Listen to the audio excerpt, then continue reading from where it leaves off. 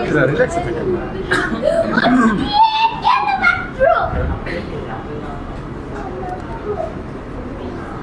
Ready? আসসালামু আলাইকুম রহমতুল্লাহ। আমরা বিভিন্ন সোশ্যাল মিডিয়া অথবা আমরা নিউজ ফিডে, নিউজ সেশনে আমরা দেখি বিশ্বের বিভিন্ন প্রান্তে, মুসলিম বিশ্বে, বিশেষ করে মুসলিম বিশ্বে একাধিক বিয়ে, তার মানে হচ্ছে মাসনা সুলাসা রুবা। এই বিয়ের প্রচলনটা আমরা খুব বেশি মুসলিম বিশ্বে দেখি, কিন্তু এটা বাংলাদেশে আমরা খুবই কম দেখেছি। তো বাংলাদেশে এই প্রথম, আমার কাছে মনে হচ্ছে এবং আপনাদের কাছেও মনে হবে যে বাংলাদেশে এই প্রথম একজন প্রবর্তক, যিনি হচ্ছে আমাদের সকলের খুব সুপরিচিত একজন মানুষ, মুফতি মামুনুর রশিদ কাসিমি হাফিজাউল্লাহ। তিনি শুরু করেছেন 4টা বিয়ের একটা মানে আয়োজন তিনি শুরু করেছেন। ইতিমধ্যে আমরা দেখেছি, এখানে আমার সাথেই আছেন, আমি যদি ওনার সঙ্গে একটু পরিচয় করিয়ে দিই। মামুনুর রশিদ কাসিমি ভাই, তিনি অলরেডি 3টা বিয়ে করেছেন ইতিমধ্যে, এবং তিনি যার পাশে দাঁড়িয়ে আছেন, আমরা ওনাকে একটু পরিচয় করিয়ে দিই। ইমামউদ্দিন ভাই, ইনি হচ্ছে মামুনুর রশিদ কাসিমি ভাইয়ের শ্বশুর। তিনি অলরেডি ইতিমধ্যে 4টা বিয়ে কমপ্লিট করেছেন। তো এই বিষয় নিয়ে আমি কথা বলবো আজকে। যেই সংগঠন থেকে আমি কথা বলছি সেটি হলো আইডিয়াল ম্যারেজ ব্যুরো, আইএমবি। মূলত আইএমবির চেয়ারম্যান আমাদের মামুনুর রশিদ কাসিমি ভাই, আর এমডি হচ্ছে আমাদের ইমামউদ্দিন ভাই। সো আমরা দুইজনের সঙ্গেই কথা বলবো যে এই কীভাবে তিনি এটা সম্ভব করলেন, বা বাংলাদেশে বর্তমান এই বিশ্বের মধ্যে বাংলাদেশ তো একদম ছোট্ট একটা রাষ্ট্র, সেই রাষ্ট্রে বসে তিনি এই কাজগুলো কীভাবে করছেন এবং এটা নিয়ে স্বপ্ন পরিকল্পনা কি করছেন, এই বিষয় নিয়ে আমি সরাসরি মামুন ভাইকে চলে যাবো। আসসালামু আলাইকুম রহমতুল্লাহ। আসলে মহতারাম, আমার যে উদ্দেশ্য ছিল, আসলে এই উদ্দেশ্য অনেক লম্বা, অনেক আলোচনা করেছি আমি। তা আসলে মানুষকে একটা যদি আমি প্র্যাকটিক্যাল কিছু না দেখাতে পারি যে আসলে আমি কি চাচ্ছি, তো তাহলে তো মানুষ বুঝবে না। এই জন্য মূলত আজকের আয়োজনটা করা। তো দেখেন, আজকে আমাদের হাফিজ ইমামউদ্দিন সাহেব, উনি আমার চাহাদুল্লাহ ভাই ছিলেন, উনি আমাদের আদর্শকে বুঝছেন। আলহামদুলিল্লাহ, উনি কত বড় মহৎ কাজ করেছেন যে ওনার প্রথম স্ত্রী 3জন সন্তান, এরপরে উনি দ্বিতীয় যাকে বিবাহ করেছেন উনি বিধবা ছিলেন, ওনার 3টা সন্তান আছে, 3টা সন্তানকে দায়িত্ব নিয়ে উনি দ্বিতীয় বিবাহ করেছেন। এরপরে উনি তৃতীয় যে বিবাহটি করেছেন 2বার ডিভোর্স প্রাপ্ত ছিল, একটা অসহায় নারী, তাকে উনি সম্মানের সাথে বিবাহ করেছেন। এবং আলহামদুলিল্লাহ মেজজন ওনার মাসনা এবং সুলাসা, এটা ওনার একই বাসায় থাকেন আলহামদুলিল্লাহ। এরপরে 4র্থ নম্বর বিবাহ, উনি একজন অসহায় নারী, ডিভোর্সি, তার 2টা সন্তান আছে, তার মধ্যে এটা হলো একটা সন্তান। ঠিক আছে, কি নাম? তাওহিদুল ইসলাম। কি পড়াশোনা করে? কয় পড়া হয়েছে? নিয়ে আসে 9 পারা। তাওহিদুল ইসলামের 9 পারা। এখন এই যে উনি দেখেন কত বড় দায়িত্ব পুরা করছেন আলহামদুলিল্লাহ। ওনার আর্থিক সচ্ছলতা যতটুকু আছে, কিন্তু দায়িত্ব যে নেওয়া, একজন মানুষ নিজের সন্তানকে এখন পালতে পারে না, নিজের সন্তানের খরচটা ভালো করে দিতে চায় না, এর কারণে কিন্তু সন্তান বেশি নেয় না। আলহামদুলিল্লাহ, উনি আমাদের এর আগে দেখলাম পাকিস্তানে, আফগানিস্তানে অনেকগুলো স্ত্রী তার হয়, অনেকগুলো দায়িত্ব নেয়। এই সাহাবীদের এই জিন্দেগিগুলো আমরা অন্য দেশে দেখেছি, কিন্তু মানুষের কথা বলতে তো বাংলাদেশে কোনোভাবেই সম্ভব না। কিন্তু আমি গবেষণা করে দেখেছি বাংলাদেশে যে পরিমাণ নারীরা অবহেলিত আর নির্যাতিত, আর যে পরিমাণ স্বামীহারা আছে, তাদের কাছে যদি আমরা ইসলামের এই সৌন্দর্য যদি উপস্থাপনা করতে পারি, এবং যে সমস্ত পুরুষরা, লাখ লাখ পুরুষ আছে যারা অন্যায়ভাবে এই সমাজের 80% মানুষ, 80% পুরুষ বিবাহিত থাকার পরও, বউ থাকার পরও অন্যায় জায়গায় টাকা খরচ করে। আমি চিন্তা করলাম যদি আমরা উভয় পক্ষকে বুঝাইতে পারি, তাহলে নবীর একটা সুন্নাহের মাধ্যমে নারীদের হক আদায় হবে এবং পুরুষরাও তাদের শরীরের হেফাজত করবে, আর এরকমই 3 সন্তানগুলো হেফাজত হয়ে যাবে। তো আলহামদুলিল্লাহ আমি সক্ষম হয়েছি। তো আজকে বিশেষ করে আপনার সাথে বেশি কথা বলবেন, ঠিক আছে? উনি আসলে তো এটা আমাদের আচ্ছা, মাশাআল্লাহ, অনেক সুন্দর আমরা ইনফরমেশন পেয়েছি। আমরা এই মুহূর্তে একটা প্রশ্ন করতে চাই, সেটি হলো, প্রিয় দর্শক, এই মুহূর্তে আমাদেরকে দেখতে পাচ্ছেন, এখানে মানে প্রায় 4 জন নারী, আর এই পাশে হচ্ছে 3 জন, মাঝখানে আছে 2 জন। তাদের পরিচয়টা আমরা জেনে নেব, কার কতজন স্ত্রী এবং বিস্তারিত বিষয়গুলো আমরা জানবো। তার আগে মামুন ভাইয়ের কাছে যে প্রশ্নটা, সেটি হলো যে আপনি তো এই আইএমবির কাজগুলো শুরু করেছেন কত সাল থেকে? আইএমবির মূলত অফিসিয়াল কাজ শুরু করেছি আমি গত জানুয়ারি থেকে। আচ্ছা, গত জানুয়ারি থেকে, এবং আমাদের 17 তারিখে প্রোগ্রাম হয়েছিল, আপনারা দেখেছেন। মানে আপনি ইন্সপিরেশন হয়েছেন কোত্থেকে? এই বহু বিবাহ, আসলে বহু বিবাহ আমি যখন জালালাইন পড়াই, তো জালালাইন তো আমি আমাদের সাথে ছাত্রদেরকে পড়িয়েছি। তো যখন একাধিক বিবাহ নিয়ে যখন ওই আয়াতটা পড়াই, ফানকিহু মা তাবা লাকুম মিনান নিসাই মাসনা, এই আয়াতটা যখন পড়াই, তো 1 সপ্তাহ আমি তাকরীর করি। তো ছাত্ররা বললো, হুজুর এত ভালো কাজ, তাহলে কাজটা করবে কে? যে পড়ায় নাকি যারা পড়ে? আমি বললাম যে পড়াই, তাহলে আপনি কেন করবেন না? অবশ্য অলরেডি ওই সময় কিন্তু আমার বিয়ের মাত্র 1 বছর হয়েছে। তো আমি তখন এই প্রশ্নের থেকে আমি আর বের হতে পারিনি, যে আসলে এটা আমার দায়িত্ব। এবং সেই সময় থেকে আমি ইস্তেখারা করছি, আমার কাছে মনে হয়েছে যে একজন আলেমের এই জায়গাটা কাজ করা দরকার। তো জানি যে বাংলাদেশে হয়তো বা তেমন কোনো ভাই এইরকমভাবে কাজ করার এর আগে সুযোগ হয়তো পাননি। তো তারপর থেকে আমি নিয়াত করেছিলাম। এরপরে আমার শায়েখ মুফতি নুরুল আমিন সাহেব হুজুর, খুলনা পীর সাহেব সবাই চিনে, ওনাকে আমি বলি যে হুজুর আমি এই ব্যাপারে কাজ করতে চাই। হুজুর বলে, দেখো আমি তো মুরব্বী হয়ে গেছি, 72 বছর বয়স হয়ে গেছে, বিয়ে শাদী আমি করতে পারবো না, বাকি তোমার এই কাজকে সাপোর্ট করি, তুমি করে যাও, ইনশাল্লাহ আমার দোয়া তোমার সাথে থাকবে। তারপর থেকে শুরু হওয়া। জাযাকুমুল্লাহ। এই কাজ করতে গিয়ে আপনি বাধার সম্মুখীন হয়েছেন কেমন? আমার মনে হয় যে এই বিষয়গুলো নিয়ে যদি ওনার সাথে লাস্টের দিকে আমরা মানে বলি। আপনার কাছে আমি প্রশ্ন আচ্ছা, করব। বাধার সম্মুখীন আসলে বিষয়টা হলো যে ইসলামের দিনই যে কোনো কাজ, যদি যারা সমাজ সংস্কারমূলক যে কাজগুলো, এগুলো করতে গেলে অনেক বাধা হবে। আসলে আমার বাধার শেষ নাই, পারিবারিক বাধা, তারপর সামাজিক বাধা। আলহামদুলিল্লাহ আমাকে এই সমস্ত ক্ষেত্রে রাষ্ট্রীয় কোনো সময় কোনো বাধাগ্রস্ত কেউ করেনি, কারণ আমাদের এই কাজটা সামাজিক কাজ। আমি সমাজ পরিবর্তন করতে চাই, রাষ্ট্র নিয়ে যারা পরিবর্তনের কাজ করে তাদের কাজ ভিন্ন। তো আলহামদুলিল্লাহ সামাজিকভাবে গালি গালাজ, ঠিক আছে, এবং ধরেন লুচ্চা মামুন, ঠিক আছে, আরো কত রকম কথা। তো অনেকে আমাকে বলো, হুজুর আপনি অনেক গালাগালি করে। আমার ভাই লুচ্চা তো 6 বছর ধরে শুনতেছি, নতুন কোনো গালি দিলে একটু বলেন, কারণ এই গালি তো আমি শুনি। আমার মাতৃভূমি ছাড়তে হয়েছে, আমি পরিবারের সাথে থাকতে পারি নাই, এলাকা থেকে চলে আসছি, ঠিক আছে। আমার কথা হলো যে বাস আল্লাহর এই বিধানকে জিন্দা করার জন্য আমি হিজরা করছি। এবং যত বাধা হয়েছে, একটা আয়াতই শুধু আমার সামনে আসছে, সেটা হলো ওকাইয়্যিম মিন নাবিয়্যিন কাতালা মাহু রিব্বিয়ুনা কাসীরুনা ফামা ওয়াহানু লিমা আসাবাহুম ফি সাবিলিল্লাহ ওয়া মা দু'ফু ওয়া মাস্তাকানু। যে নবীদের সাথে যারা কাজ করেছেন তাদের উপর অনেক কষ্ট হয়েছে। ফামা ওয়াহানু লিমা আসাবাহুম ফি সাবিলিল্লাহ, আল্লাহর কাজ করতে যে কষ্টগুলো হয়েছে, এতে তারা কিছুই মনে করেনি। ওয়া মা দু'ফু, তারা দুর্বল হয়নি। ওয়া মাস্তাকানু, তারা থেমেও থাকেনি। তো আমি যখন এই কাজ করতে গিয়েছি, সর্বলাইনে আমার বাধা আসছে। আমি ভীতু হইনি, আমি দুর্বল হইনি, আমি থেমেও থাকি। ইনশাআল্লাহ আমি সবাইকে বলি, আমার এই দুধ ঠুট যতদিন নড়বে ততদিন মাসনা সুলাসা রুবা এই শব্দ উচ্চারণ হবে ইনশাআল্লাহ। যদি কোনোদিন কেউ ঠুট বেঁধে দিতে পারে, সেদিন হয়তো এই আওয়াজ আর হয়তো বের হবে ইনশাআল্লাহ। জাযাকুমুল্লাহ। আমরা মনে হয় যে খুব সুন্দর কিছু কথা শুনেছি এবং বাধার সম্মুখীন হয়েছেন অনেক, কিন্তু থেমে যাননি তিনি, আর থামবেনও না। যেভাবে কথা বলছেন লাউডলি, আমার মনে হচ্ছে থেমে থাকবেন না, আর কেউ থামাতে চাইলেও তিনি থামবেন না। আমরা এই মুহূর্তে চলে যাব এই আইএমবির এমডি মহোদয় মৌলানা ইমামউদ্দিন ভাই, আমরা ওনার কাছে চলে যাব। উনি মূলত, আমরা একটা জিনিস নিতে চাই, সেটি হলো যে আইএমবি নিয়ে আপনার স্বপ্ন এবং পরিকল্পনা আর এই মুহূর্তে বাস্তবায়ন কি, বিস্তারিত শুনুন। আলহামদুলিল্লাহ, আমার প্রথম স্বপ্ন, আমি যখন মুফতি সাহেবের সাথে, উনি আমার সম্পর্কে প্রথমে আমার শালা হয়, আমি ওনার দুলাভাই। তো উনি যখন মাদ্রাসা কার্যক্রম চালু করে কুষ্টিয়াতে, তো কিছুদিন 1-2 বছর যাওয়ার পরে আমি বুঝতে পারি যে বাংলাদেশের ভিতরে এক ব্যতিক্রম চিন্তা চেতনার একজন মানুষ আমার চোখে প্রথম পড়ে, যার সকল চিন্তাভাবনা একটু ব্যতিক্রম, অন্য সকলের থেকেই ব্যতিক্রম। তো আমি ঢাকায় থাকি। তো আমার ছেলেকে আমি গ্রামে পড়াইতে যাই প্রথম। তো আমাকে, আপনার ছেলেকে? আমার ছেলে সালিম সারাফাত। সালিম সারাফাত কি পড়াশোনা করছে? এবার মিশকাত পড়তেছে।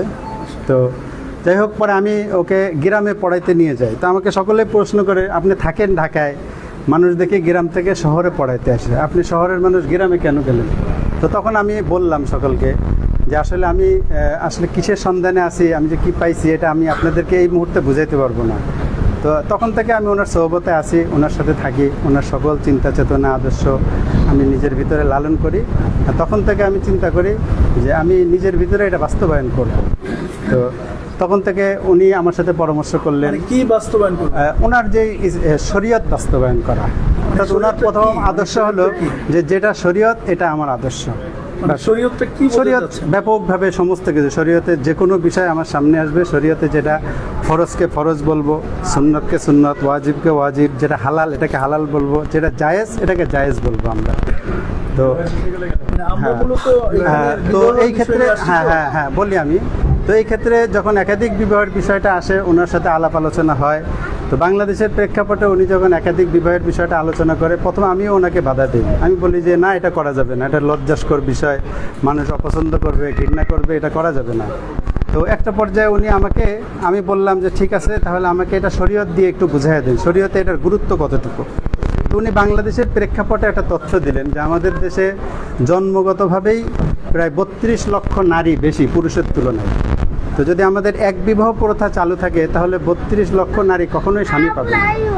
তো এর ভিতরে বিধবা, ডিভোর্সি এবং দরিদ্র, অসহায় এরকম আরও 50 লক্ষ নারী আছে।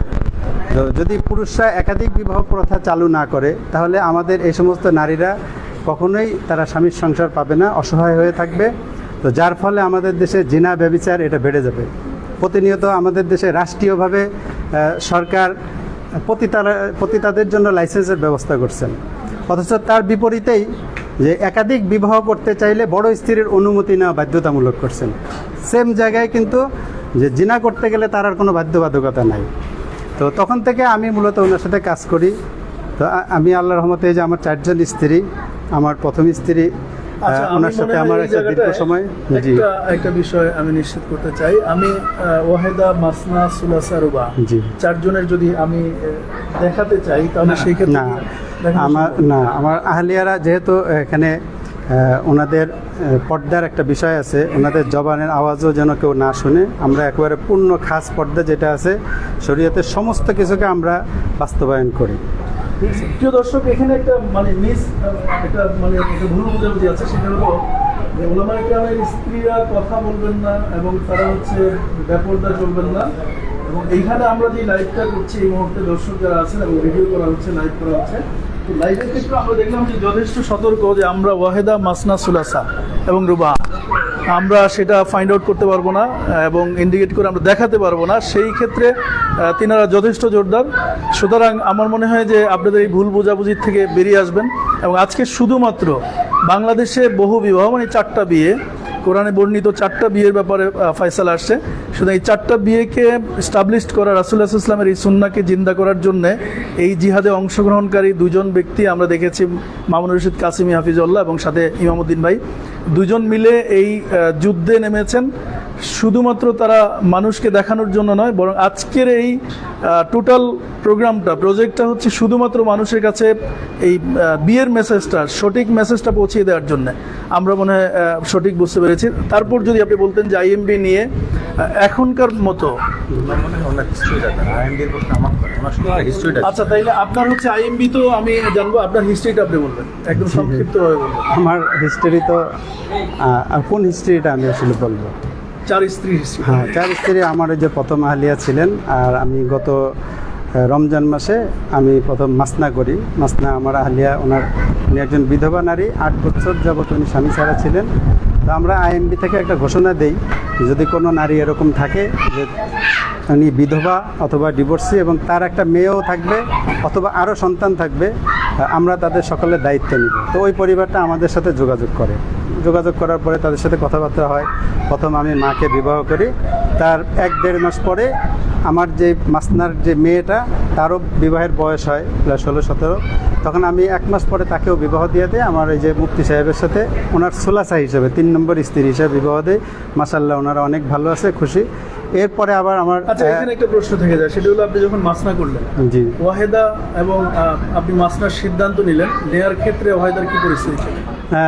প্রথম কথা হলো বাংলাদেশের প্রেক্ষাপটে আমাদের দেশের যে সমস্ত নারীরা এটাকে শরীয়ত এটাকে মেনে নেয়, তো মেনে নেওয়ার পরেও পার্শ্ববর্তী যে প্রতিবেশী যারা আছে এই সমস্ত নারীরা তাদেরকে বলে যে আপা আপনি কিভাবে মেনে নিলেন, আমি হলে জীবনেও এটা মানতাম না।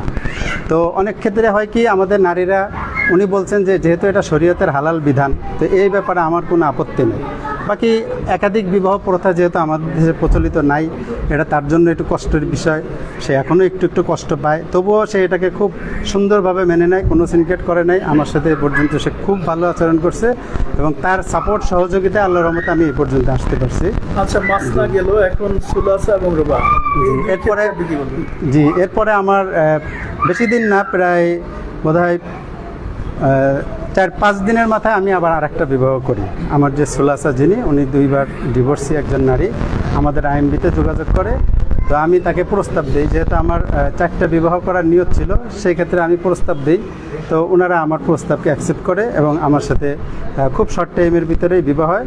আর সবচেয়ে মজার বিষয় হলো, আমরা যে জিনিসটা আমাদের দেশে প্রচলিত যে বিবাহকে সহজ করা, বিবাহ যত সহজ হবে জিনা তত কঠিন হবে। আমার প্রথম বিবাহ কোনো বিবাহতেই আমার বোধহয় 5,000 টাকার উপরে একটা বিবাহতে আমার খরচ হয় নাই। কারণ আমাদের একটা থিওরি হলো বিবাহ করার জন্য কেন খরচ করব। আমি আজকে কথা বলছি, বিবাহ করছি, আজকের থেকে খরচ দেওয়া শুরু করব। তো আমাদের দেশে হয় একটা বিবাহের জন্য যখন বাজেট করে যে 2 লাখ 3 লাখ 5 লাখ টাকা বাজেট করে, এই টাকাটা জোগাড় করতে না পারার কারণে মানুষ বিবাহেতে নিরুৎসাহিত হয়। তো এই জন্য আমাদের থিওরি হলো বিবাহ, আমি আমার যে চতুর্থ নম্বর বিবাহ করছি মাত্র 30 টাকা খরচ। অর্থাৎ বিবাহ উনি আসছেন, কথাবার্তা হয়েছে, বিবাহ হয়ে গেছে, আমি একটা বিরাস কিনে দিয়েছি মাত্র। এছাড়া আমার আর কোনো খরচ হয় নাই।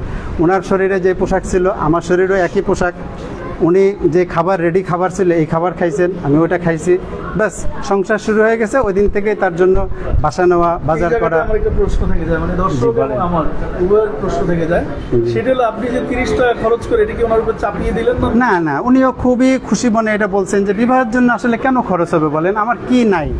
আজকে যদি আমাকে উনি বলতো যে আমার জন্য এখন 2 লক্ষ টাকার বাজার করতে হবে, গহনা দিতে হবে, আমার শাড়ি গহনা যা যা অনেক বড় একটা বাজেট দিতে, আমি বলতাম যে সরি, তাহলে আমার দ্বারা সম্ভব না। তো উনি বলছে আমার তো সবই আছে, আপনারও সবই আছে, আসেন আমরা মিলে বিবাহ করি, সংসার করা শুরু করি। এরপরে প্রতিদিন যা লাগবে আমি ওনাকে সারা জীবনের দায়িত্ব নিছি। বলেন একটা নারীকে যদি আমি দায়িত্ব নেই, তাহলে এক মাসে মিনিমাম ঢাকা শহরে একটা যদি বাসাবাড়ি রাখতে যায় 20 থেকে 25,000 টাকা তার পিছনে খরচ হবে। তাহলে এক বছরে হিসাব করেন 2.5 থেকে 3 লক্ষ টাকা তার পিছনে আমি খরচ করব। যদি আমি তার জন্য 20 বছর আমি যদি তার সাথে সংসার করি বা 50 বছর করি, তাহলে কি পরিমাণ অর্থ আমি তার পিছনে ব্যয় করব। আমাকে যদি প্রথম দিনই কেউ চাপায়া দেয় যে আপনার এই মুহূর্তে 5 লক্ষ টাকা খরচ করতে হবে, তাহলে হয়তো আমার জীবনেও এই কাজটা করা সম্ভব হতো না। ঠিক আছে, আর উনিও ধরেন ঘর পেত না। এই জন্য আমরা বলি এই যে আমরা কিন্তু বেশ চমৎকার কিছু আইডিয়া এবং মানে কথা শুনলাম। বিবাহ করতে গেলে টাকা লাগবে না, এটাই সত্যি কথা। জি। এবং রাসূলুল্লাহ সাল্লাল্লাহু আলাইহি ওয়াসাল্লামের প্রতিটি বিয়েতে খরচ খুব বেশি হয়েছে সেটা না, আমরা যেটা জানি। যাই হোক, আমরা এই মুহূর্তে আপনার থেকে যে মেসেজটা চাই সেটা হলো যে আজকে যারা আমাদের দর্শক, আমাদের আজকে পেজে যারা দর্শক আছেন, নাইমে যারা দর্শক আছেন, তাদের উদ্দেশ্যে আপনার একদম সংক্ষিপ্ত একটা মেসেজ। দর্শকদের উদ্দেশ্যে বলবো, আমরা আসলে বিশেষ করে যারা সামর্থ্যবান পুরুষ আছি, সামর্থ্যবানদের প্রতি আমার আহ্বান যে অনেকেই মানে বিবাহের এই আকাঙ্ক্ষা চাহিদা এটা সকল পুরুষের মনেই আছে। তো শুধুমাত্র এই যে সমাজ, বড় স্ত্রী এবং প্রশাসন এই যে ভয়গুলো দেখায়, আসলে এটা আমরা নিজেরা ভয় পাই। বাস্তবে যখন কেউ করে ফেলে তখন আর তার কোনো সমস্যা হয় না। বলেন কার খেয়া কাজ আছে আমার পিছনে লেগে থাকবে, এটা আমার ভিতরে একটা অযথা আতঙ্ক দিয়ে রাখছে সমাজ, রাষ্ট্র, তাগুত আমাদেরকে ভয় দেখায়, এটা করবে সেটা করবে, আসলে কেউই কিছু করে না। আমি যার সাথে সংসার করব তার দায়িত্ব নিব, বাস তার সাথে সংসার করতে দেবো। সমাজের সকলকে আমরা বলবো, যারা সামর্থ্যবান আছি, যারা নিজের স্ত্রী থাকার পরেও আরও মানুষের পিছনে অনেক টাকা পয়সা খরচ করি, অন্যায় পথে খরচ করি, তারা অন্যায় পথে খরচ না করে একজন নারীর জিম্মাদারি নেন। একজন নারীর সারা জীবনের জন্য আপনি দায়িত্ব নেন। যার যতটুকু সামর্থ্য আছে সে ততটুকু, যে একজন পারে সে একজনের দায়িত্ব নেবে, যে 2 জন পারে 2 জনের দায়িত্ব নেবে, যে 4 জন পারে সে পুরো 4 জনের দায়িত্বই নেবে। ব্যাস এটাই হলো সকলের প্রতি আমার মেসেজ। সামর্থ্যবান পুরুষরা যদি এগিয়ে আসে, তাহলে আমাদের সমাজের যে অবহেলিত নারীরা আছে তাদের আর এই অবহেলিত থাকতে হবে না। এবং সমাজে আমাদের যেই অন্যায় রাস্তাগুলি আছে, পতিতালয় আছে, হোটেল, রেস্তোরাঁ, স্পা সেন্টার, এগুলাতে যে নারীদের অবাধ বিচরণ, এটার একমাত্র কারণ হলো যে আমরা আসলে নারীদেরকে অবহেলা করতেছি, নারীদেরকে আমরা ভোগ্যপণ্য বানায় নিছি, তাদেরকে আমরা শুধু স্বল্প মূল্যে ভোগ করতে চাই, তাদের সারা জীবনের দায়িত্বটা আমরা কেউ নিতে চাই না। ঠিক আছে, এজন্য বলবো আমরা নারীদেরকে তাদেরকে আমরা আসলে পণ্য না বানায়া তাদেরকে আমরা স্ত্রী বানায় নিই। যদি কোনো নারী এসে বলে আমার সামনে যে আমি আগে খারাপ লাইনে ছিলাম, আমি তওবা করছি, আজকের থেকে তায়েবা, যদি কোনো পুরুষ থাকে যে সে তার দায়িত্ব নিবে, তাহলে দেখবেন ওই নারী বলবে যে ঠিক আছে আমি এই রাস্তা ছেড়ে দেবো, আজকের থেকে ভালো হয়ে যাব। নারীরা আসলে কখনো খারাপ হতে চায় না। আমাদের এই পুরুষ শাসিত সমাজ নারীদেরকে আমরা খারাপ বানাই, পতিতা বানাই। জন্য সকল পুরুষের কাছে আমার দাবি, যারা মোটামুটি সামর্থ্যবান আছি তারা যেন জেনার পথে না যায়, তারা যেন বিবাহ করে সংসার করে, সকল নারীদের দায়িত্ব নেয়। জাযাকুমুল্লাহ। আমরা এই মুহূর্তে ইমামউদ্দিন ভাইয়ের ছেলে, আমরা তার কাছে আসবো। তার আজকের এই প্রোগ্রাম কেন্দ্রিক মানে বিবাহ কেন্দ্রিক মেসেজগুলো আমরা শুনবো। তার বয়স কত? বয়স তার বাবার বিষয়টা নিয়ে তার কাছে একটু বলুন। আচ্ছা, তার বাবার বিষয় নিয়ে আমরা কথা বলি, আমরা তার সঙ্গে সরাসরি কথা বলি। আসসালামু আলাইকুম রাহমাতুল্লাহ। আমি মোহাম্মদ সেলিম শরাফত। আমি হচ্ছে বড় ছেলে ওনার। তো আজকের এই আয়োজনটা আমার জন্য অনেক আনন্দের, এবং আমার কাছে মনে হয়েছে যে আমার বাবা উনি ইসলামের জন্য তিনি একটা যুদ্ধ শুরু করেছেন, যে যুদ্ধটা পুরা সমাজকেন্দ্রিক, পুরো সমাজকে নিয়ে যুদ্ধ করেছেন। এবং শুধু সমাজ না, বলতে গেলে এটা পুরো বিশ্বের সাথে যুদ্ধ, যেখানে বর্তমানে আজ নারীরা এত অবহেলিত। আমাদেরকে যে বুঝ দেওয়া হয় যে আজকে আমরা নারীকে মূল্যায়ন করতে করতে এমন পর্যায়ে নিয়ে গেছে, আসলে নারীরা বুঝে না, কিন্তু তাদেরকে ভোগের পণ্য বানিয়ে ফেলছে। তো আমরা এই তাদের পুরো বিশ্বের সাথে যুদ্ধ শুরু করে নারীদেরকে সম্মান দেওয়ার জন্য, তাদের উপযুক্ত সম্মান দেওয়ার জন্যই আমরা এই মেহনত শুরু করেছি। এবং এটা আমার বাবা উনি অলরেডি 4টা বিবাহ করে ফেলেছেন। এটা আমাদের সবার জন্য আনন্দের বিষয়, এবং তিনি 4 জন স্ত্রীকেই এতিদালের সাথে, ইনসাফের সাথে পরিচালনা করছেন। আলহামদুলিল্লাহ। মাশাআল্লাহ। আমরা ইমামউদ্দিন ভাই মেয়ের জামাই এই মুহূর্তে যাব। হ্যাঁ, মেয়ের বড় জামাই। কি প্রশ্ন করবেন? আপনি বলেন। হ্যাঁ, বিবাহ কেন্দ্রিক যে আমাদের মুফতি সাহেবের যে প্রথম স্লোগান ছিল, বিবাহ কেন্দ্রিক মোট 6টা বিষয়। সবাই ওনাকে বলে যে একাধিক বিবাহ। আসলে উনি কিন্তু শুধু একাধিক বিবাহ নিয়ে কাজ করেন না, উনি বিবাহ কেন্দ্রিক তাজিলুন নিকাহ, আর্লি ম্যারেজ যেটা আমাদের সমাজে বলে, জলদি বিবাহ দেওয়া, এবং তাসহিলুন নিকাহ বিবাহকে সহজ করা, এবং নিকাহুল আরমালা অসহায় ডিভোর্সি বিধবা অসহায় নারীকে বিবাহ করা, নিকাহ সুয়োগ বয়স্ক যে মানুষগুলো আছে, একটু বয়স হয়ে গেলে আমাদের দেশের মানুষ তাদেরকে আর বিবাহ দিতে চায় না। 1-2টা সন্তান নিয়ে যদি কোনো আরও ডিভোর্সি হয় বা বিধবা হয়, তাকে বলে এই সন্তানের মুখের দিকে তাকায় তুমি বাকি জীবনটা পার করে দাও। আসলে এটা অনেক দীর্ঘ একটা সময়, এটা কখনোই সম্ভব হয় না নারীদের এভাবে কাটানো। তো মূলত উনি আসলে এই বিবাহ কেন্দ্রিক যত দাম্পত্য লাইফের যত কুসংস্কার আছে সমস্ত বিষয় নিয়ে উনি আসলে কাজ করেন। তো সেই সুবাদে উনি আমাকে যখন বলছেন আমার ছেলে এবার মেশকাতে পড়তেছে, তো সে বিবাহের প্রস্তাব দিছেন, আমি মাশাআল্লাহ রাজি হয়ে গেছি যে এই বয়সের ছেলেরা যেখানে গুনায় লিপ্ত, আমার ছেলে ও বলছে যে বাবা আমার বন্ধুবান্ধব সকলের গার্লফ্রেন্ড আছে, সবাই বিভিন্নভাবে বিভিন্ন জায়গায় ছুটি হলে তারা গার্লফ্রেন্ড নিয়ে ঘুরে, কিন্তু আমি আমার স্ত্রী নিয়ে ঘুরি। এটা আমার কাছে অনেক আনন্দের ব্যাপার।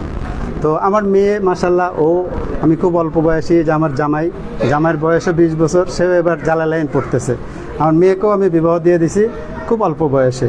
জন্য আসলে যৌবনের হেফাজতের একটাই মাধ্যম, সেটা হলো বিবাহ। বিবাহ ছাড়া যৌবন হেফাজতের আর কোনো মাধ্যম নেই। আল্লাহ তাআলা একটাই রাস্তা রাখছেন, এই জন্য বিবাহকে সহজ করলে সমাজ থেকে জিনা ব্যবসা দূর হয়ে যাবে। ঠিক আছে, আমরা এখন যাব ইমামউদ্দিন ভাইয়ের মেয়ের জামাই। কি নাম ভাই আপনার? জি, আমার নাম মোহাম্মদ আরিফ বিল্লাহ। আরিফ বিল্লাহ। কি পড়াশোনা করছেন? এবছরে জালালাইন জামাতে পড়াশোনা করছি, কোথায়? জামিয়া মাদানিয়া বাড়িধারা। মাশাআল্লাহ। তো আপনি যদি আপনার অনুভূতি শেয়ার করতে চান। জি, প্রথমত বলবো যে একাধিক বিবাহ করা এটি একটি আল্লাহ তাআলার বিধান, সেই জায়গা থেকে এটাকে অস্বীকার করার কারো সুযোগ নেই। তো সেই সূত্র ধরেই এখানে আমাদের মামুন মামা এবং আমার ভাইরা ভাই তিনি এই কাজের জন্য যুদ্ধ করছেন এবং দীর্ঘদিন ধরে কাজ করে যাচ্ছেন। এবং আমার শ্বশুর তিনি এই আদর্শকে লালন করছেন এবং সেটাকে বাস্তবায়নও করেছেন ইতিমধ্যে। তার বর্তমানে 4 স্ত্রী আছে, আমি তার প্রথম স্ত্রীর একমাত্র জামাতা। তো এই বিষয়টা মানে আপনি প্রথম স্ত্রীর বড় মেয়ের জামাই? হ্যাঁ জি। পরে যে উনি 3টা বিয়ে করলো, সেই ব্যাপারে আপনার কোনো মানে রিয়াকশন নাই? জি জি বলবো, রিয়াকশন আছে। জি না, এটাকে আমি ভালোভাবেই দেখছি এবং এটা একটু যেহেতু শরিয়াতের একটি বিষয়, এ বিষয়ে আমার কোনো আপত্তি নেই। তিনি যেহেতু আপত্তি নাইটা কখন শুরু হয়েছে? মানে আপনি তো হিসাবে হচ্ছে বড় প্রথম ওয়াহেদার জি জি মেয়ের জামাতা, তাইলে আপনার তো রিয়াকশন ছিল কিছু একটা, কিন্তু রিয়াকশনটা বন্ধ হয়েছে কবে থেকে? আপনার বিয়ের পরে না বিয়ের আগে? আমার মনে পড়ে না কখনো আমার রিয়াকশন ছিল, কারণ আমি যেহেতু কোরআন হাদিস পড়াশোনা করেছি, সেখান থেকে বুঝতে পেরেছি এটা।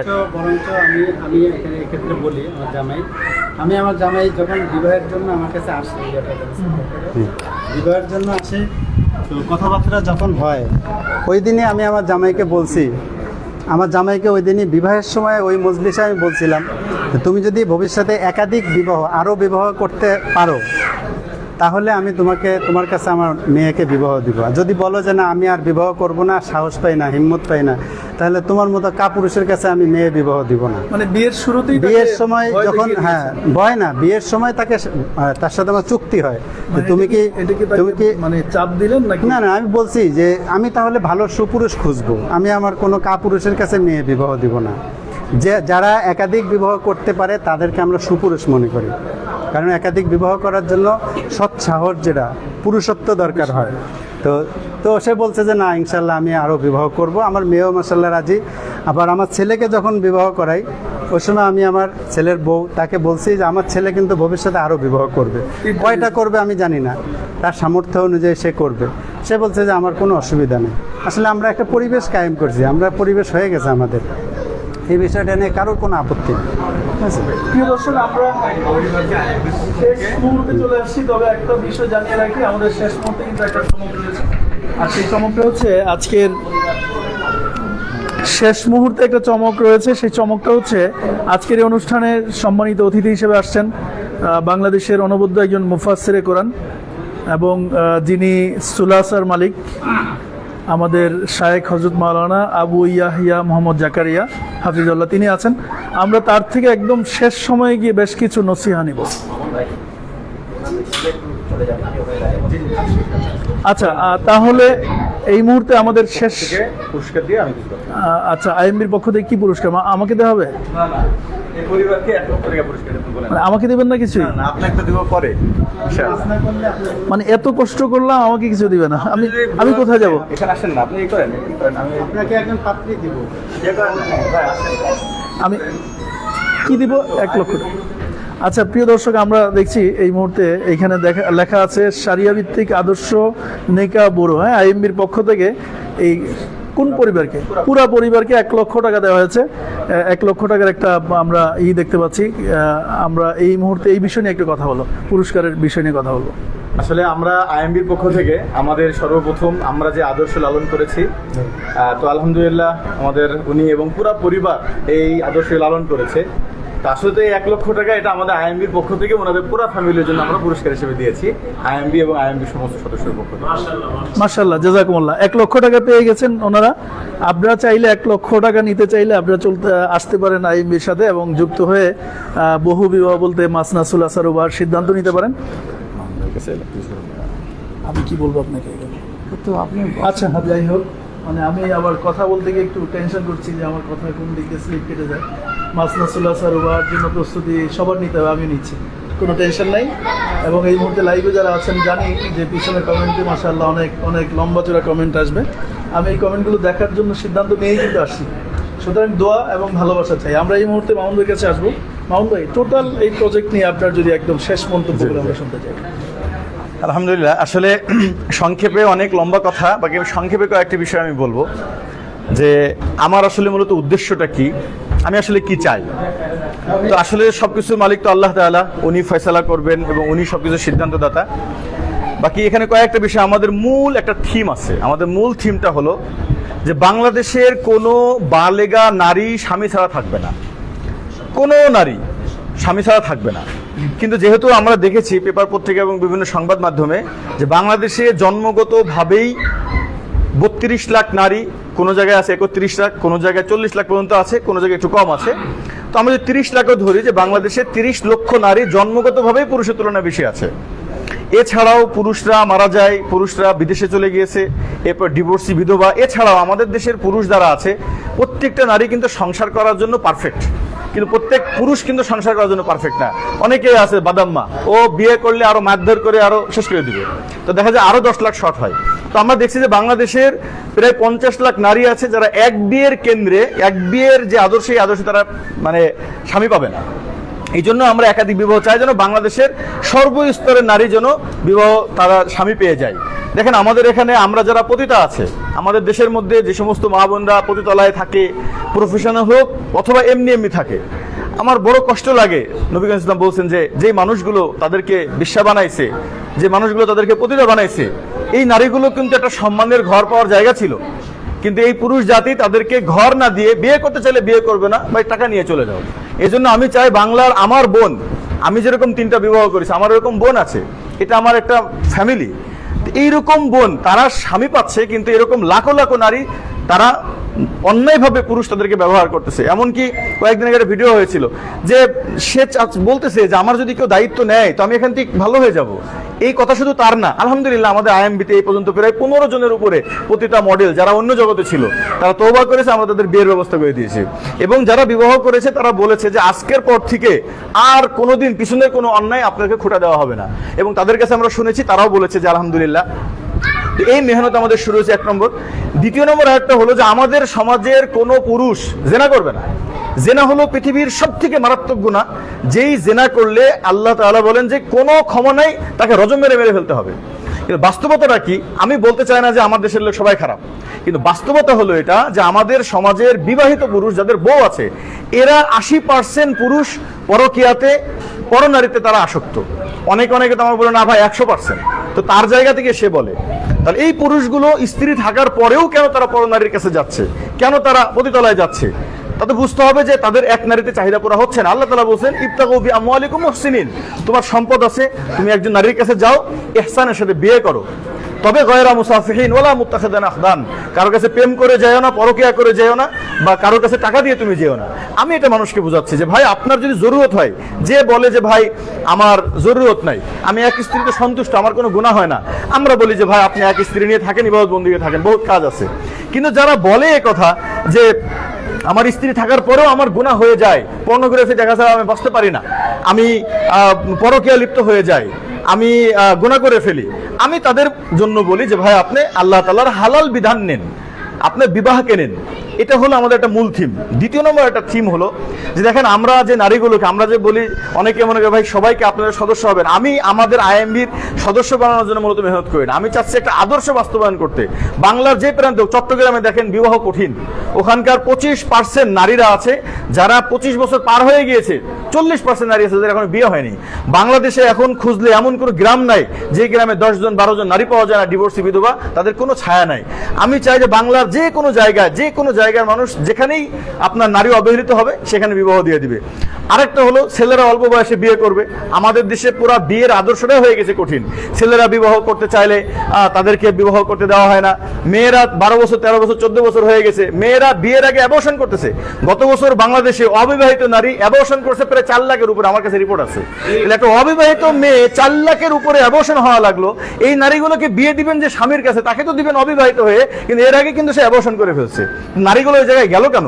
নারীগুলো কেন, একজন নারী বিয়ের আগে কেন সে তার ভার্জিনিটি নষ্ট হচ্ছে? কারণ তাকে যে বয়সে আল্লাহ রাসূল বিয়ে দিতে বলেছে সে সেই বয়সে বিয়ে দিচ্ছে না। এখন শেষ কথা হলো মামুন ভাই, আমার আইএমবি মানে আইডিয়াল ম্যারেজ ব্যুরো, শুধু একাধিক বিবাহের জন্য না, আইডিয়াল ম্যারেজ ব্যুরো। দাম্পত্য লাইফ, কোন বয়সে বিয়ে করতে হবে, আদর্শ দাম্পত্য জীবন, অল্প বয়সে বিয়ে করতে হবে। দেখেন দুলা ভাই ওনার 13 বছরের মেয়েকে বিয়ে দিয়ে দিচ্ছে, বুঝতে পারছেন? এরপরে ওনার আরেক মেয়েকে, সে হলো 3 নম্বর স্ত্রী হিসেবে বিবাহ দিয়েছে। আমার শালীকে বিয়ে করছে, সে 12-13 বছর বিয়ে করছে। আলহামদুলিল্লাহ, এখানে কোনো সামাজিকও কোনো সমস্যা নাই, শরীয়তে কোনো সমস্যা নাই, আইনগত সমস্যা নাই। এই যে 18 বছরের আইন, 21 বছরের আইন, সর্বপ্রথম এগুলো তো আমি বলবো শরীয়ত পরিপন্থী কুফরি মতবাদ। এরপরেও আমি এগুলো রিসার্চ করে দেখেছি যে এই আইনের মধ্যেও বলা হয়েছে যদি উভয় পরিবার যদি বিষয়গুলোকে সম্মতিক্রমে নেয় তাহলে আর কোনো সমস্যা নেই। কিন্তু সমস্যা হলো যে আমার মেয়ে 15 হয়ে যাচ্ছে, 16 হয়ে যাচ্ছে, 17 হয়ে যাচ্ছে, তারপরে আমাদের কাছে মনে হয় আমার মেয়ে ছোট আছে, তো দেখা যায় এক্ষেত্রে সে অনেক গুনাহগার হয়ে যায়। তো আলহামদুলিল্লাহ ভাই, আমার আরো অনেক লম্বা কথা আছে। আমার সবথেকে বড় ভালো লাগার যে জায়গাটা, যে আমি আসলে মূলত যেদিন আমি এই কাজ শুরু করি, এটা কিন্তু আমার একেবারেই ইস্তেখারা করে এবং হজের সফরে এটা আমার ইস্তেখারা করা। যখন আমি কাজ শুরু করেছিলাম আমাকে সবাই বলেছিল যে বাংলার কেউ তোমার কথা মানবে না, তোমাকে সবাই লুচ্চা বলবে, চরিত্রহীন বলবে। সেদিন আমার এই বাংলার 17 কোটি মানুষকে সামনে রেখে আমি নিয়াত করেছিলাম সবাইকে আমার নবীজির আদর্শকে আমি বুঝাবো। দেখেন একটা আদর্শের কথা বলি, আমাদের দেশে অনেক মেয়েরা আছে যারা বিধবা, ডিভোর্সি, কিন্তু তাদের টাকা পয়সা অনেক আছে। এরকম ঢাকা শহরে কমপক্ষে 1 লাখেরও বেশি নারী আছে যাদের বাবা মা ভাই বোন অনেক বড় লোক হওয়ার কারণে তাদের টাকা পয়সার সমস্যা নাই, কিন্তু কোনো কারণে ডিভোর্স হয়ে গেছে। এই নারীগুলো ঘরে বসে, টাকার অভাব নাই কিন্তু এমনি কষ্ট পায়। আমি বলি ভাই তাহলে আপনি এক কাজ করেন, আমাদের দেশে অনেক বেকার ছেলে আছে, অনেক স্কুল পড়ালেখা করে, তাদেরকে যদি আপনি বিবাহ করে নেন, আপনার বাবার টাকা আছে, আপনারা যুবক পোলার সাথে বিয়ে করলেন, আর এই ছেলেটাও কি পেয়ে গেল, বউ পেয়ে গেল, আপনারও সতীত্বের হেফাজত হলো, তাদেরও সতীত্বের হেফাজত হলো। তো যাই হোক, এই বিষয়গুলো নিয়ে আমরা কাজ করতেছি। আলহামদুলিল্লাহ বাংলাদেশের এখন প্রতিনিয়ত আমাদের সাথে মেয়েরা যোগাযোগ করতেছে। করতেছেন এবং আমরা সে মেয়েদের বিবাহ দিচ্ছি। আপনাদের আমি যেহেতু এগুলো বলি না বিশেষ করে, আলহামদুলিল্লাহ শুধু আমাদের আইএমবির থেকেই এই গত 5 মাসে 150-র উপরে নারী আলহামদুলিল্লাহ বিবাহ হয়েছে। বাকি কে বিবাহ করছে, কারা বিবাহ করছে, এই কথাটা আমি বলি না, কারণ যেহেতু মাসনাসুল আসার উবাহার বিষয় একটু সেন্সিটিভ বিষয়। আর দ্বিতীয় নম্বর হলো যে অর্থাৎ যেন শত্রুদের নজর যেন না পড়ে, এই জন্য এই 150 জনের মধ্যে প্রায় 15 থেকে 16 জন ছিল যারা অলরেডি প্রফেশনাল পতিতালয়ে তারা পতিতা ছিল আলহামদুলিল্লাহ। এরপরে এমন কথাও বলছে যে হুজুর একজন কাস্টমার এসে আমাকে আপনার নম্বর দিয়ে গেছে যে বোন তুই এই রাস্তায় থাকার দরকার না, আইএমবি যোগাযোগ কর। আমি হুজুর ওখান থেকে আপনাকে ফোন দিয়েছি। এবং বিধবা, ডিভোর্স, এই যে দেখেন এই যে সন্তানগুলো এরা 8 বছর ভাই বাবা কি জিনিস দেখেনি, বুঝছেন। যেদিন বিবাহ দিয়েছি ওদিন ওর বাপের ডাক শুনে আমার চোখ দিয়ে পানি চলে আসছে যে এই সন্তানের আজকে আইএমবির মাধ্যমে এরকম হাজারো এতিমের বাবা হয়ে যাবে, হাজারো ডিভোর্স নারীর ঘর হয়ে যাবে। অনেক ভাই আছে আমাদের দেশে যা লাখ লাখ টাকা আছে, এক বইয়ের জন্য গহনা কিনে রাখছে 200 ভরি, 100 সেট জামা কিনে রাখছে, জুতায় আছে প্রায় 50-60টা। অথচ এই মানুষটা চাইলে আরো 4 জন নারী হেফাজত করতে পারে। বউরা কি করে কুক্ষিগত করে রাখে, আমার স্বামী আমি দেখুন, স্বামীর সতীন মাংতে পারে, এটা মিথ্যা কথা। সে জানে আমার স্বামী অন্যায় করে বেড়ায়, কিছু বলবে না। যদি বলে যে বিয়ে করছে তাহলে বাস শেষ। আমি একজনকে জিজ্ঞাসা করছি যে কিরে ভাই, কোন স্বামী যদি জেনা করে বেড়ায়, ধরা খায়, তো বউ চলে যায় না, দ্বিতীয় বিয়ে করলে চলে যায় কেন? বউ উত্তর দেয় কি, ওটা তো 10 মিনিটের জন্য, ও তার ঘরে তুলে নিয়ে আসেনি। তাহলে বোঝা গেল নারীদের মেন্টালিটি এই জায়গাটা আসলে। এই জন্য আমি চাচ্ছি সবাইকে বুঝাইতে হবে, আমার মুসলিম বোন তাদেরকে ইহুদি খ্রিস্টান দেখেন আজকে জন্ম নিয়ন্ত্রণ বন্ধ করার জন্য পুরো ওয়ার্ল্ড ব্যাপী কি পরিমাণ প্ল্যান করা হচ্ছে। 5700 অফিসারকে নিয়োগ দেওয়া হয়েছে। গত বছরে প্রায় 17.5 কোটি টাকার কন্ডম ফ্রি দেওয়া হয়েছে শুধু যেন জন্ম নিয়ন্ত্রণ হয়। এরপরে ডাক্তারদের পরামর্শে সিজার করা, এরপরে একাধিক বিবাহ বন্ধ করার জন্য বাংলাদেশে আমার একটা হিসাবে আছে প্রায় 1200-এর উপরে নাটক, সিনেমা এবং শর্ট ফিল্ম তৈরি হয়েছে যেখানে বোঝানো হয়েছে একাধিক বিবাহ জিনিস খুব খারাপ। আমাদেরও 2-1 ইসলামিক কমেডিয়ান ভাইয়েরা যারা করছে তাদেরও মেসেজের মধ্যে এটাই আসছে যে একাধিক বিয়ে করা মানে অনেক টেনশন। তো এভাবে পুরো দুনিয়ার মানুষ আল্লাহর এই বিধানটাকে জঘন্য করার জন্য মেহনত করতেছে। সেই জায়গা থেকে আমরা আইএমবির ছোট্ট মেহনত, তো এই মেহনতে হয়তো পরিবর্তন আসবে না, কিন্তু আমি খুশি যে আপনাদের মতন, আমাদের এরকম ভাইদের মতন আলহামদুলিল্লাহ হাজারো মানুষ এটাকে পছন্দ করতেছেন। এবং আমি বিশ্বাস করি যারা কোরআনকে বিশ্বাস করে, যারা হাদিসকে বিশ্বাস করে, যারা আমার নবীজিকে বিশ্বাস করে, যারা সাহাবা ইকরামকে বিশ্বাস করে, তাদের মধ্যে একাধিক বিবাহর মানে খারাপ লাগার কোনো কথাই না। অনেকে বলে না আমি আসলে এই লাইভটা কেন করছি, আসলে আমাদের স্ত্রীরা খাস পর্দায় রাখি আমরা আলহামদুলিল্লাহ, কিন্তু এই লাইভটা করতেছি শুধুমাত্র দিনের জায়গা থেকে। কেন? আমাদের দেশের নারীরা বলে বাংলাদেশে এমন কোনো নারী নাই যারা জীবনে সতীন মানবে।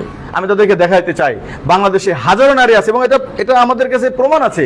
নারীরা আমাদেরকে বলে যে ভাই আমার বিয়ের দরকার, কিন্তু আমার মা মানবে না। মা বলেছে কি দরকার তুই সারা জীবন আমার বাড়িতে থাকবি, দরকার তোকে মানে কি বলে আমরা দরকার ভ্যান চালায় খামো, তাও কারো দ্বিতীয় বউ হওয়া যাবে না। 8 বছর 10 বছর হয়ে যাচ্ছে একজন নারীর, তার মা তাদেরকে, তার পরিবার তাদেরকে বিয়ে দেয় না, আবার বিয়ের কত কঠিন করে। তো এই সবগুলো মিলে ইনশাআল্লাহ আমি আপনাদেরকে একটা উপস্থাপনা করছি যে আমি আসলে কি চাই। আমি এরকম একটা পরিবার চাই। দেখেন এই পরিবারে তার বাবা বিবাহ করছে 4টা, সে নিজের সন্তান পালে 3টা, অন্যের সন্তান পালে 5টা, এরকম মর্দে মুজাহিদ করে পাওয়া যাবে। তার বড় সন্তান মেনে নিয়েছে, তার জামাই মেনে নিয়েছে, আলহামদুলিল্লাহ আমি তো আছি, তার জামাই আবার আলহামদুলিল্লাহ আমার 3 জন আহলি আছে, তারা একই বাসায় থাকে, আমরা এক দস্তরখানায় খানা খাই, একই বাসায় থাকে, এক দস্তরখানায় খানা খাই। আমার বেবি আছে, এটা যে কার বেবি আপনি বুঝতে পারবেন না। কখনো ও নিছে, কোনো সময় আমি নিজে কনফিউশনে পড়ি আসলে মূলত আসলে বাস ঠিক আছে, এত সুন্দরভাবে আছে, কোনো খারাপের কিছু নাই। হ্যাঁ, বাকি একটা শেষ কথা আমি বলবো, আমাদের বাংলাদেশে একাধিক বিবাহ যারা এ পর্যন্ত করেছে তারা বড় অন্যায় করেছে। কেউ গোপন করে করতো, ওই কেউ দেখা যায় বড় বউকে ছাড়িয়ে দিয়ে ছোট বউকে নিয়ে আসে, কেউ ছোট বউকে ছাড়িয়ে দিয়ে বড় বউকে নিয়ে আসে, কেউ দেখা যায় গোপন করে রাখার কারণে একজন নারী ইজ্জত পায় না। তো এই কিছু ভাই সামাজিক কারণে একটু গোপনে করার কারণে, বিভিন্ন কিছু করার কারণে আমাদের দেশের মানুষের কাছে একাধিক বিবাহ একটা নেগেটিভ জায়গায় ছিল। আমি ওই জায়গায় বলেছি ভাই বিবাহ করবো তো বুক ফুলায় বলবো আমার এতগুলো বউ, আমার প্রত্যেকটা বউ সমান অধিকার পাবে, সবাই জানবে, তাহলে আলহামদুলিল্লাহ প্রত্যেকটা নারী ঘর পাবে।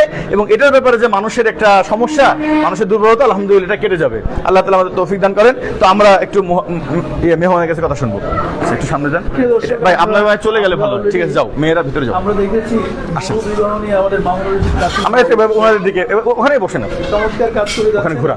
আমরা এই মুহূর্তে আসেন আমরা দেখেছি যে আমাদের হুজুর আসেন না, চেয়ারম্যান আসেন আসেন আমরা সব দেখেছি এই মুহূর্তে আমরা আসেন, চেয়ার লাগবে না, আসেন। আমরা কিছু নসিহত শুনবো। আজকে আমাদের মাঝে উপস্থিত হয়েছেন বাংলাদেশের অনবদ্য একজন মুফাসসিরে কোরআন এবং আন্তর্জাতিক মুফাসসিরে কোরআন মাওলানা মুফতি ইয়াহিয়া মোহাম্মদ আবু দাউদ জাকারিয়া। আচ্ছা, তারপর আছে আমাদের সাথে মাহমুদ ভাই, একজন অনবদ্য মুফাসসিরে কোরআন, মাওলানা মাহমুদ হাসান ফেরদাউস কুয়াকাটা।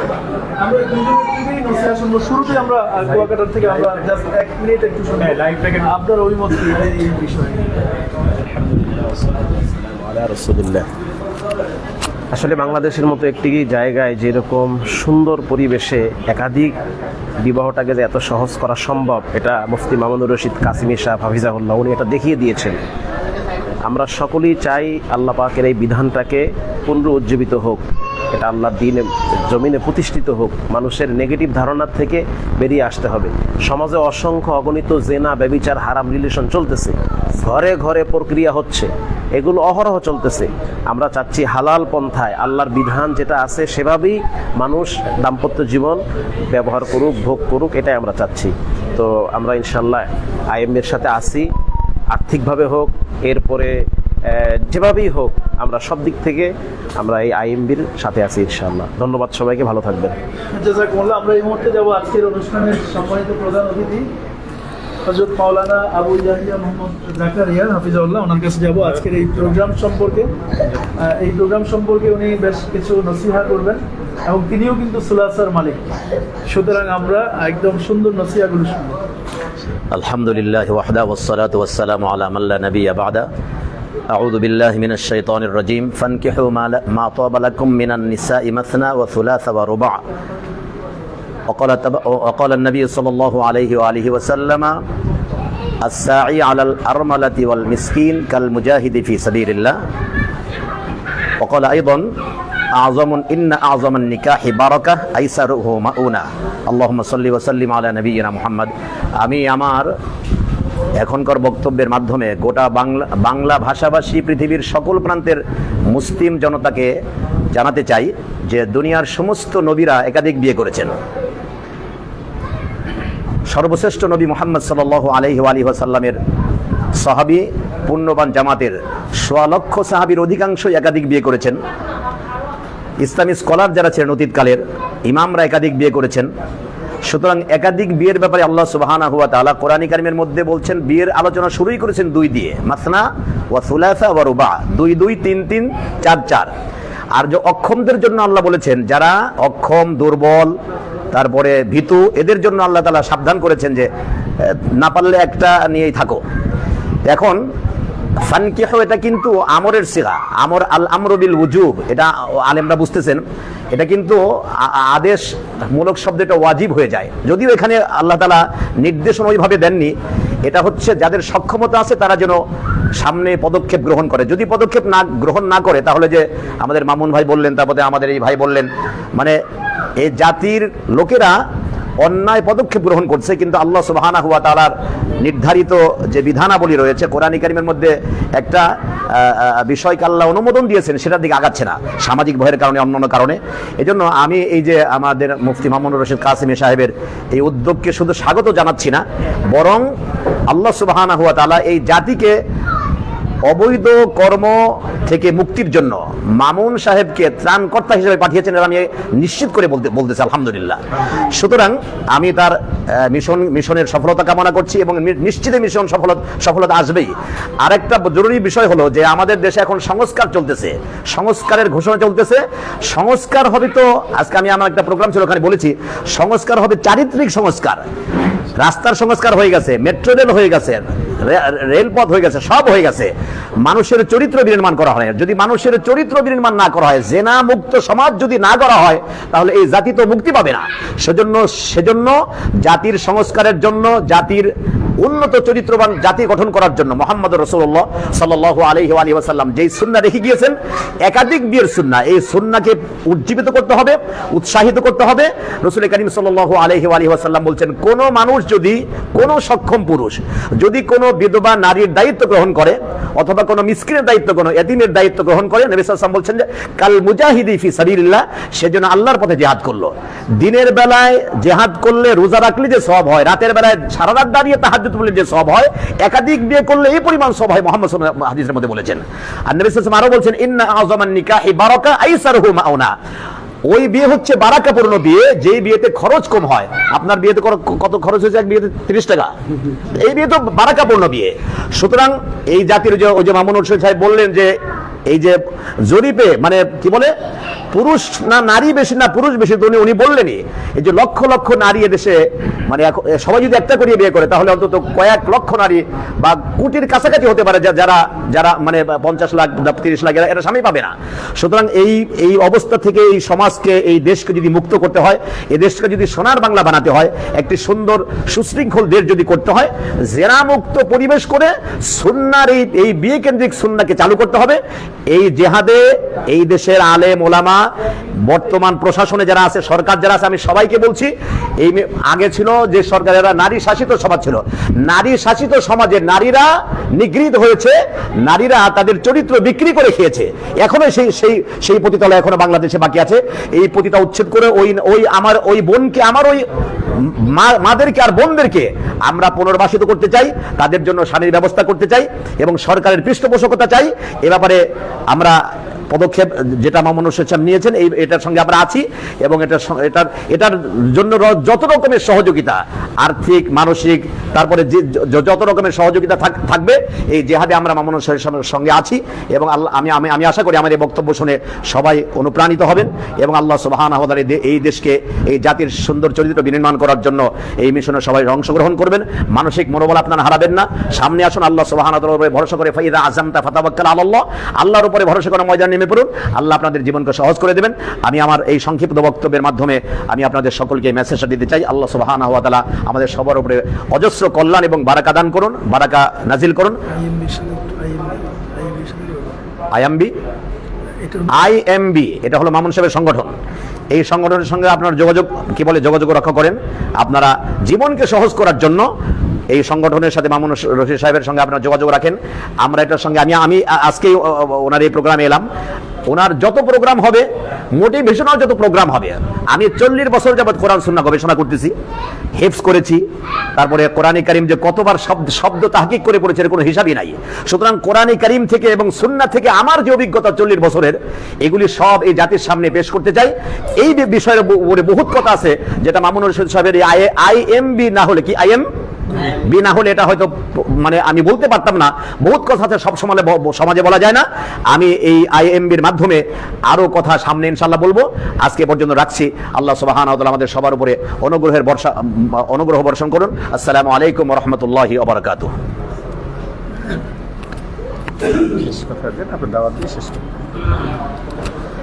প্রিয় দর্শক, আমরা মনে হচ্ছে যে কমপ্লিটেড একটা মেসেজ পেয়ে গেছি। সারা ওয়ার্ল্ডের বাংলা ভাষাভাষী সকলের কাছে এই মেসেজটি পৌঁছে যাক আমাদের, এবং সকলের কাছে আবেদন থাকবে এটাই যে যারাই সুপুরুষ হতে চান, যারাই সুনারী হতে চান, জান্নাতি নারী জান্নাতি পুরুষ হতে চান, তাহলে আর দেরি নয়, আইএমবির সঙ্গে যোগাযোগ করুন এবং আইএমবির সাথে যোগাযোগ করে আপনি আপনার সুপুরুষের পরিচয় দিন। একাধিক বিয়ে মানে 4টা বিয়ে করার জন্য প্রস্তুতি নিয়ে ফেলুন। আমরা সবাই কিন্তু আছি এই কাজের সঙ্গে, আপনিও থাকুন। ক্যামেরার পিছনে যিনি আছেন তিনিও কিন্তু প্রস্তুতি নিয়েছেন, খুব অল্প সময়ের মধ্যে চলে আসবে। জি ইনশাআল্লাহ। ওকে, তাহলে মাউন্ট বেড থেকে কি আর দ্বিতীয় মেসেজ? আমি শেষ কথা বলে দিই। ওকে, আমরা মাউন্ট বেডের কাছে চলে যাচ্ছি ইনশাআল্লাহ। ভালো থাকবেন সবাই। আসসালামু আলাইকুম। আলহামদুলিল্লাহ, আপনাদের সকলের প্রতি, আইএমবির প্রতি আপনার সকলের দাওয়াত। আপনারা অনেক মা বোনেরা আছেন যারা অবহেলিত অবস্থায় আছেন, বিবাহ হচ্ছে না, আমাদের আইএমবি পেজের সাথে যোগাযোগ করবেন ইনশাআল্লাহ। এবং অনেক ভাইয়েরা আছেন যাদের বিবাহের জরুরত কিন্তু তারা পারতেছেন না, আমাদের সাথে যোগাযোগ করবেন। এবং বিশেষ করে বিবাহ করার পরে নিজের দাম্পত্য লাইফ কিভাবে কাটাতে হয় এই বিষয় নিয়ে আমরা কাউন্সিলিং করি ইনশাআল্লাহ। আর আগামী 28 তারিখে আমাদের প্রোগ্রাম আছে। আগামী শনিবার আমাদের প্রোগ্রাম আছে। দেশ থেকে যারা বিভিন্ন জায়গা থেকে আমাদের ওই প্রোগ্রামে যদি শরীক হতে চান, ওখানে আমাদের আমাদের সারা দিনব্যাপী 10টা থেকে আসর পর্যন্ত প্রোগ্রাম হবে ইনশাআল্লাহ, এবং ওটা আমাদের পিন পোস্টে দেওয়া থাকবে প্রোগ্রামে জয়েনিংয়ের বিষয়গুলো। আল্লাহ তালা আমাদের সকলকে কবুল করেন। আল্লাহ তালা আমাদের মেহনতকে একান্তই আল্লাহর জন্য, কোনো ধরনের দুনিয়াবি কোনো গরজের জন্য আল্লাহ হয়ে থাকলে আল্লাহ তালা আমাকে ক্ষমা করে দেন। আমাদের পথ চলা হোক একমাত্র আল্লাহর জন্য, আল্লাহর খুশি আমাদের চাওয়া পাওয়া। আল্লাহ তালা আমাদেরকে এবং সকলকে কবুল করেন। আল্লাহ তালা আল্লাহর রসুলের এই মৃত সুন্নতকে আমাদের বাংলার জমিন তথা পুরা বিশ্বে আল্লাহ তালা জিন্দা করে দেন। আসসালামু আলাইকুম ওয়া রাহমাতুল্লাহ।